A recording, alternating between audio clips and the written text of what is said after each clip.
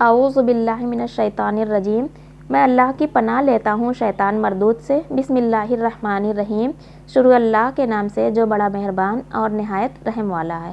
رب زدنی علما، رب اشرح لی صدری ویسر لی امری واحلل عقدۃ من لسانی یفقہوا قولی۔ السلام علیکم ورحمۃ اللہ وبرکاتہ۔ تفسیر قرآن میں آج ہم استعاذہ اور تسمیہ کا باہمی تعلق سیکھیں گے کہ استعاذہ اور تسمیہ میں آپس میں کیا تعلق ہے۔ تو آئیے شروع کرتے ہیں۔ استعاذہ کا معنی و مفہوم اور اس کا فلسفہ و حکمت سمجھنے کے بعد یہ امر بدیہی طور پر سامنے آ جاتا ہے کہ انسان نے چونکہ اللہ تعالیٰ کی بارگاہ میں نیاز مندی کے ساتھ سر تسلیم خم کرتے ہوئے اپنی بے بسی و بے کسی اور عاجزی و ناتوانی کا اعتراف کر لیا ہے، شیطانی خسائل و رذائل، طاغوتی فتن و شرر اور ابلیس لعین کے بہکاؤں سے پناہ مانگ لی ہے، اس لیے اب اسے ذات الوہیت کی بے پایہ رحمتوں اور عنایتوں کا مصداق جاں فضا سنا دیا جانا چاہیے۔ اب تو شیطانی رجیم سے پناہ مانگنے والے کو رحمان و رحیم کا سایہ عاطفت میسر آ ہی جانا چاہیے۔ اصل مدعا تسمیہ الہی کا لباس فاخرہ پہننا ہے، لیکن اس سے قبل ضروری ہے کہ انسان اپنے قلب و باطن کو روحانی آلائشوں سے پاک کرنے کے لیے غسل استعاذہ کر لے، کیونکہ طہارت کاملہ کے بغیر انسان باری تعالیٰ کے سرچشمہ الوہیت، سرچشمہ رحمانیت اور سرچشمہ رحیمیت سے فیض یاب نہیں ہو سکتا۔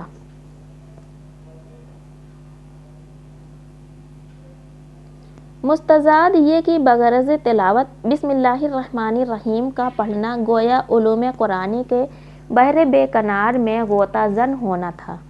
ملاح تیراکی سے پہلے ڈوبنے سے بچاؤ کی تدابیر اختیار کر لیا کرتے ہیں، چنانچہ بسم اللہ سے قبل استعاذہ کی تعلیم اسی لیے دی گئی کہ انسان شیطان کے گمراہ کن حملوں سے بچنے کے لیے ذات حق کی پناہ طلب کر لے، تاکہ وہ قرآن کا مطالعہ کرتے ہوئے یہدی بہ کثیرا کے زمرے میں شامل ہو سکے۔ کہیں ایسا نہ ہو کہ وہ یضل بہ کثیرا کے فریب آفری بھنور میں پھنس کر گم گشتہ راہ ہو جائے۔ اس لحاظ سے بیان استعاذہ کی حیثیت در حقیقت مضمون تسمیہ کی ضروری تمہید ہے۔ حصول ہدایت کی محفوظ سبیل اور احتمال گمراہی کی حفاظتی تدبیر کی تھی، سو وہ پہلے ہو چکی۔ اب اصل مضمون تسمیہ کا آغاز کیا جاتا ہے۔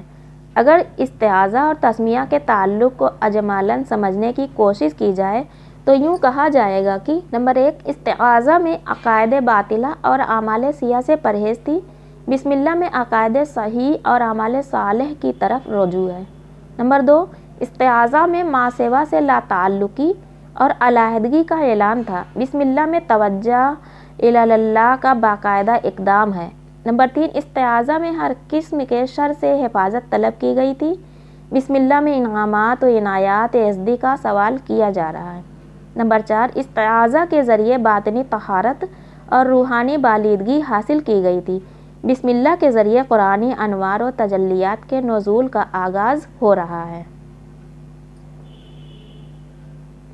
نمبر 5، استعاذہ گمراہی سے بچاؤ تھا، بسم اللہ ہدایت کا حصول ہے۔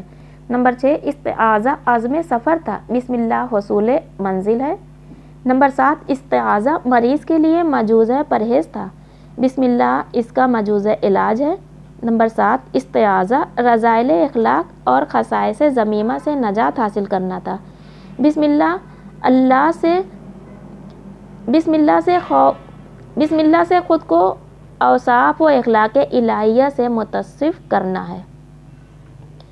نمبر 9، استعاذہ بغض و عناد سے برات کا نام تھا، بسم اللہ پیکر رحمت و رفاقت قرار پانے کا نام ہے۔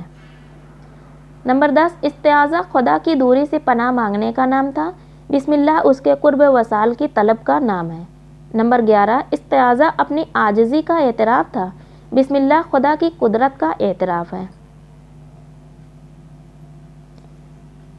نمبر 12، استعاذہ کا آغاز نفس امارہ کے شعور اور اس کی مذمت سے ہوا تھا، بسم اللہ کا آغاز نفس لوامہ و ملہمہ کے شعور اور اس کی تحسین سے ہوتا ہے۔ نمبر 13، استعاذہ کا ثمرہ و نتیجہ नफ्स मुतमइन्ना था। बिस्मिल्लाह का समरा नफ्स राज़िया व मर्ज़िया है, जो फिल हकीकत नफ्स कामिला करार पाता है। नंबर 14, इस्तिआज़ा में शख्सियत की इस्लाह थी, बिस्मिल्लाह में उसका मुंतहाए कमाल है।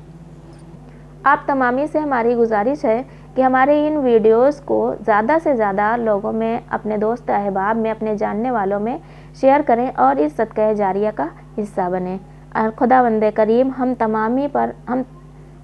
करीम हम सब पर अपने रहमतों की ख़ास नज़र फरमाए। आमीन सुम्मा आमीन या रब्बल आलमीन।